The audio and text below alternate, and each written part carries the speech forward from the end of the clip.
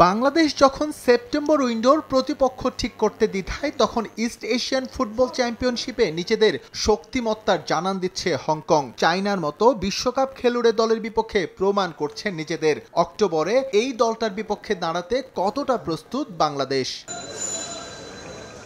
সেপ্টেম্বরে যে প্রস্তুতি ম্যাচ খেলবে বাংলাদেশ, সেখানেও হযবরল পরিস্থিতি। শুরুতে নেপালকে কথা দিলেও শেষ দিকে ভিয়েতনাম সাড়া দেয় বাফুফে ঝুঁকতে চায় সেদিকেই। নেপালও যাতে প্রতিপক্ষ শূন্য না থাকে, এজন্য কম্বোডিয়া নিয়ে মধ্যস্থতা করছে বাফুফে। তবে সব মিলিয়ে এই জটিল সমীকরণ সমাধান হওয়ার সম্ভাবনাই কম। শেষ পর্যন্ত প্রতিপক্ষ হিসেবে হয়তো জুটবে নেপালি।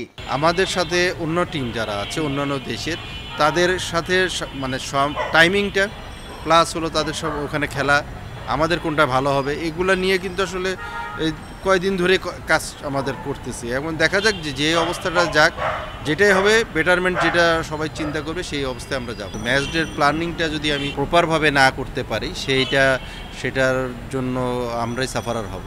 আমার মনে হয় যে দিন শেষে ম্যাচ ডের প্রিপারেশনটা এখন মেন। মৌসুমের মাঝপথে খেলার মধ্যে নেই বাংলাদেশের ফুটবলাররা। টিম ম্যানেজমেন্ট ফোকাস রাখছে তাই এএফসি কাপে অংশ নিতে যাওয়া দুই দল আবাহনী এবং বসুন্ধরা কিংসের দিকে। এছাড়াও অনূর্ধ্ব 23 এশিয়ান কাপ বাছাই খেলতে যাওয়া দলের দিকেও থাকবে দৃষ্টি, কারণ এই দলে যোগ দেবেন ফাহমেদুল এবং কিউবা মিচেল। পাশাপাশি ট্রায়ালে আসা অন্তত 7 জন প্রবাসীর জায়গা হচ্ছে অনূর্ধ্ব 23-এর প্রাথমিক দলে। ফাহমেদুল, কিউবা মিচেল, এদের সাথে যেভাবে কথা হচ্ছে, ওরা তো এসে যোগদান করবে। যোগদান করার পরে আমাদের টিমটা আমরা তৈরি করতে পারবো। যেহেতু আমরা একটা ট্রায়াল নেওয়া হয়েছে, ট্রায়াল নেওয়ার পরে যে প্লেয়ারগুলো আমাদের এখানে আসছে তাদেরকে আমাদের যোগাযোগ করা হচ্ছে। তাদের পাশাপাশি আমাদের ম্যাক্সিমাম ন্যাশনাল টিমের প্লেয়ারকে আমরা এখানে 23-তে নেওয়ার জন্য বলা হয়েছে, এবং এই 23-তে এখানে যারা যাবে সেখানের সেইটার প্রিপারেশনটাই কিন্তু আমাদের হংকংয়ের সাথে ম্যাচের।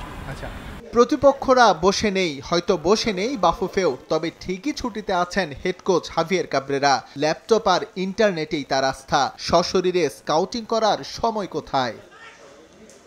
এস এম ইকবাল, সময় সংবাদ, ঢাকা।